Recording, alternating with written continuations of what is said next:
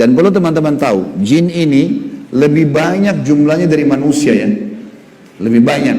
Iblis tadi yang kita sedang bahas, salah satu dari golongan jin.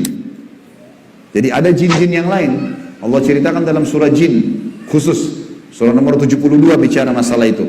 18 ayat pertama, itu Allah menceritakan tentang masalah adanya jin-jin beriman. Jadi di alam jin ada jihad, ada dakwah. Tetapi kepada syaitan, dan syaitan ini golongan fasik dan golongan kafir dari jin.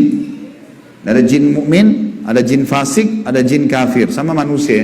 Ada manusia beriman, ini yang beriman manusia, dan jin yang beriman tidak akan interaksi. Kalau golongan fasik dari manusia dan golongan kafir, fasik maksudnya muslim tapi masih banyak dosanya. Di alam jin juga ada jin fasik, muslim tapi banyak dosanya, dan ada kafir. Di alam jin, fasik sama kafir ini namanya syaitan. Jadi semua syaitan pasti jin, tidak semua jin itu syaitan. Bisa ditangkap ini ya? Oke. Ini pemahamannya. Nah, syaitan ini dipimpin oleh iblis. Jadi iblis bukan raja jin, tapi raja syaitan. Teman-teman sekalian, semua syaitan kita disuruh jadikan musuh. Kalau datang, diusir. Kalau kita ganggu syaitan, atau syaitan ganggu kita, kalau kita diganggu oleh syaitan, maaf, bahasanya gini, kalau kita diganggu oleh syaitan, tadi saya keliru ucapinnya. Kalau kita diganggu oleh syaitan, kita harus usir. A'udzubillahi minasyaitonirrajim.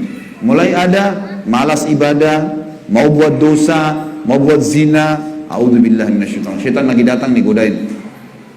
Saya berlindung kepada Allah dari syaitan yang rajim. Rajim itu dirajam, teman-teman. Jadi kalau bahasa Indonesia terjemahan terkutuk itu sebenarnya kurang tepat itu. Tepatnya rajim itu adalah dirajam.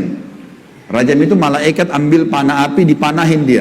Jadi kalau kita diganggu oleh syaitan, kita bilang a'udzubillahi minasyaitonirrajim, itu Allah datangkan malaikat bunuh syaitan tuh yang sedang goda kita. Dirajam dia, dilempar dengan panah-panah api. Seperti Allah bilang dalam surah Al-Mulk, wa ja'alnaha rujuman lisyayatin, dan kami jadikan bintang-bintang itu sebagai panah-panah untuk mematikan syaitan-syaitan. Jadi nggak boleh berteman, nggak boleh menikah, nggak boleh interaksi, nggak boleh apa-apa. Mereka punya dimensi waktu yang berbeda. Tidak boleh lintas alam. Teman-teman, kita ini manusia. Manusia sudah Allah ciptakan makanan kita. Makanan kita inilah daging, ini ayam, ada sayur-sayuran, ada buah-buahan yang kelihatan depan mata. Yang manusia bisa cocok tanam, bisa ternak, itu makanan kita. Inilah kita, inilah baju kita, inilah penglihatan kita yang kita bisa lihat, inilah bangunan rumah kita dan masjid kita. Ini alam kita, teman-teman. Untuk membuat manusia lain suka dengan kita, simpatik, ada cara manusiawi, ya, punya pintar dalam berbicara, punya prestasi dunia, berpendidikan kah, kaya kah, suka membantu kah, ada caranya. Jangan pindah lintas alam nih.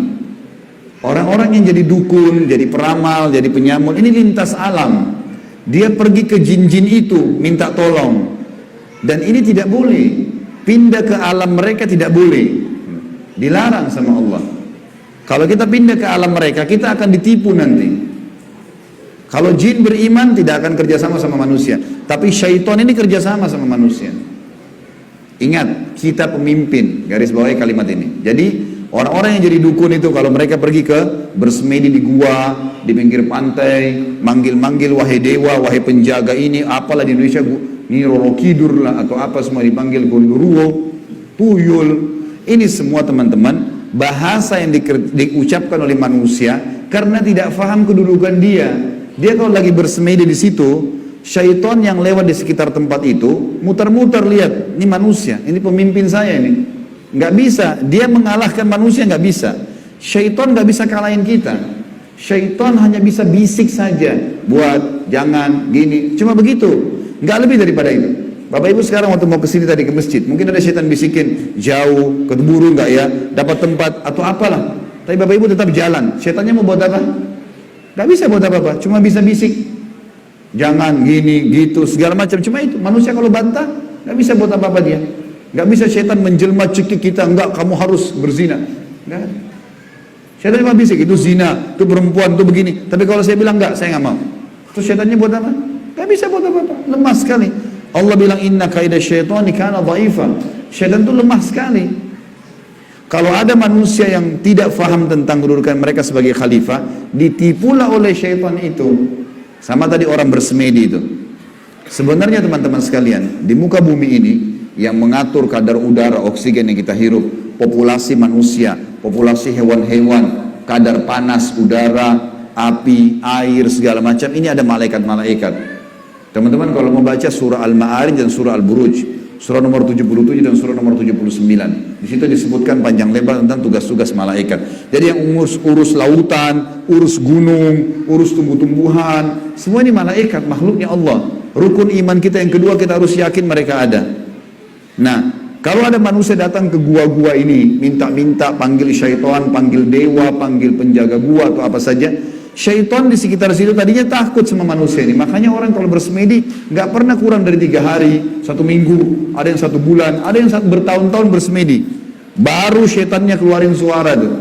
Dilihat orang ini kok bodoh benar, duduk nggak makan, nggak minum. Iya, kamu mau apa? Saya mau ilmu kebal. Lihat, perhatikan syaitan tipu dia. Disuruh makan kotorannya sendiri, disuruh minum darah, disuruh ini, lintas alam lain nih. Manusia tidak mungkin mau minum darah, fitrahnya kita nggak suka itu. Alam kita beda, kita nggak boleh makan itu memang. Allah buat kita nggak suka itu. Syaitan suka dengan bau-bau busuk, bau kotoran. Manusia nggak suka. Syaitan suruh manusia ini ikuti dia, suruh bersemedi. Dan ini disebutkan teman-teman, sebab turunnya surah jin ini karena ada orang-orang Arab jahiliyah dulu. Mereka ini teman-teman kalau mau kalau lagi perjalanan bagi safar, kepala sukunya, kepala kafilah, kepala perjalanan itu kalau sudah istirahat di satu lembah, dia tiba-tiba keluar, dia ambil setengah bekal makanan, dia bawa ke tengah-tengah lembah, lalu dia bilang begini, wahai penjaga lembah, ini setengah bekal kami, jangan ganggu kami ya. Ini perkataan siapa? Perkataan kepala kafilah tadi. Maka Allah bongkar dalam Al-Quran, dalam surah Jin, Allah katakan 18 ayat pertama diantaranya, fazaduhum rahaqa. Maka setan-setan di sekitar lembah itu semuanya makin mengerjai mereka, makin jadi tuh. Kalau ada satu kampung misalnya kayak di Indonesia ini paling banyak seperti itu. Ada satu kampung lewat jembatan, tersebar berita itu di jembatan kalau malam hari ada nenek-nenek tuh. Setan tunggangi itu isu. Kalau ada orang takut makin jadi, makin kelihatan. Yang lihat hanya orang yang takut saja. Orang yang tidak takut tidak bakal lihat. Tidak bakal kelihatan. Tentu teman-teman sekalian, kita ini sampai azan Isya, sholat Isya dulu baru kemudian kita lanjutkan materinya. Teman-teman sekalian, kalau ada satu rumah, orang bunuh diri di situ. Orang bunuh diri. Kalau kita lewat, pagarnya rumah orang itu 10 meter. Kita lewat 1 meter pertama, 2 meter pertama, semua syaitan di sekitar rumah itu bisikin kita. Itu yang bunuh diri perempuan, rambutnya panjang, matanya belalak, keluar darah dari hidungnya. Terus, sebelum antum ini, anda ini ngelewatan 10 meter pagar itu. Dia takut-takutin. Kalau kita takut di 5 meter misalnya, balik ke sana kita lihat benar tuh. Perempuan yang gantung diri itu kita lihat. Padahal sebenarnya tidak ada. Itu permainan syaitan di sekitar rumah itu. Ini saya bongkar kedoknya biar bapak ibu tahu. Jadi syaitan kalau ada di sini marah sama saya, biarin aja dia marah. Karena emang dia begitu kerjain manusia. Dia kerjain manusia. Kalau ada teman kita jalan tanya, kamu takut gak? Kamu lihat gak? Dia bilang enggak, karena dia tidak takut. Kalau dia takut, dia bayangkan nenek-nenek misalnya. Dia lihat nenek-nenek di sana. Jadi orang makin benar, makin tahu tauhid ini, makin tahu kisah awal Nabi Adam, musuh kita syaitan, Allah bilang syaitan itu lemah, tidak bisa buat apa-apa. Ini semua teman-teman sekalian akan membuat seseorang di antara kita jadi kokoh, jadi tidak mudah tergoda oleh syaitan. Dan ini makna daripada hadis Nabi SAW.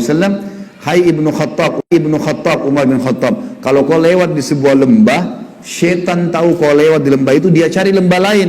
Padahal Umar nggak pernah lihat syaitan itu. Syaitan yang lihat Umar. Kok bisa syaitannya takut? Karena tahu kalau Umar ini sudah tahu sedikit ada gangguan syaitan, langsung Umar baca A'udzubillahi minasyaitonirrajim. Berarti Allah utus malaikat bunuh dia. Orang-orang yang takut saja, yang belum faham, baru kemudian dikerjai oleh syaitan itu. Seperti itulah pemahamannya. Sudah azan? Baik, kita lanjutkan insya Allah sebentar lagi. Habis selesai sholat Isya, untuk melanjutkan tema kita. Subhanakallahumma bihamdika asyhadu an la ilaha illallah astaghfirullah wa atubu ilaik. Wassalamualaikum warahmatullahi wabarakatuh.